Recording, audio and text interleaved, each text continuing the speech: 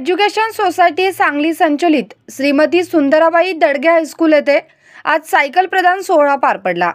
Cycle bank नावाचा उपक्रम प्रशालेत राबवला जातो। त्यासाठी एकूण नव्या आणि जुन्या 14 सायकली लायन्स क्लब ऑफ सांगली यांच्याकडून मिळाल्या। या सायकली गरीब व गरजू विद्यार्थ्यांना शाळा उपलब्ध करून देते।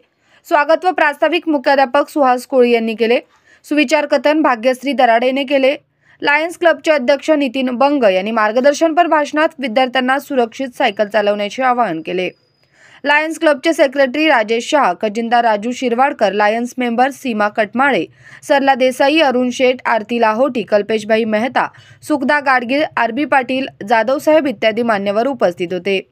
सायकल बँक उपक्रमासाठी कलिका पटवर्धन, बसवराज आरळी, श्रीमती पटवर्धन, ज्योती साडा, गिरीश मालू यांनी सहकार्य केले। पर्यवेक्षिका गीता वायचळ यांनी आभार मानले।